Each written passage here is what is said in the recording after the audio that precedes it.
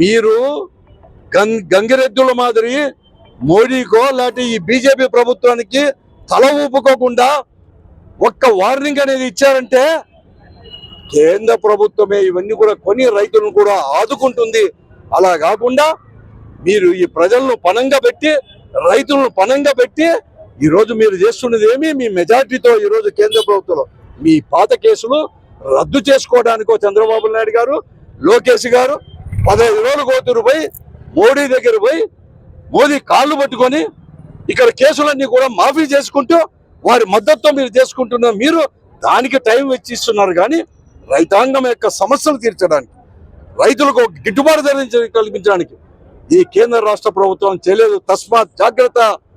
అందుకోసం నేను రైతాంగానికి మనవి చేస్తున్నాను.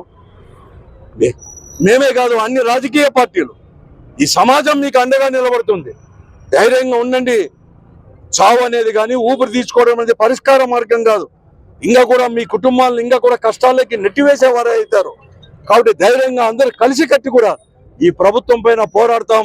వైఎస్ఆర్ కాంగ్రెస్ పార్టీతో పాటు కలిసి వచ్చే పార్టీలు అన్ని కూడా ఈ రోజు కూడా ఉంటాయి, అండగా ఉంటాయి, మీకు అందరికి కూడా ఉంటాయి.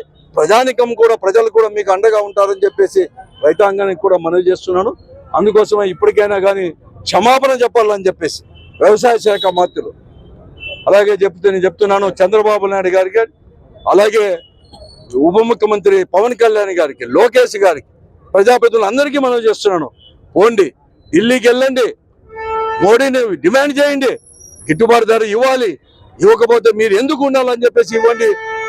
ఎందుకు అనేకం కూడా 2004లో రాజశేఖర్ గారు ముఖ్యమంత్రి కావచ్చు, ఎలా అయితే అప్పుడు ఇన్సూరెన్స్ కావచ్చు, ఇన్పుట్ సబ్సిడీ కావచ్చు, కేంద్ర ప్రభుత్వం యొక్క మెడలు తీసుకొని వచ్చేసి కూడా తీసుకొచ్చిన చరిత్ర మాది. అరువు అట్లాగా మీరు కూడా స్పందించండి. అప్పుడు ఈ జిల్లా కానీ రైతాంగం కూడా బాగుపడుతుంది అని చెప్పేసి కూడా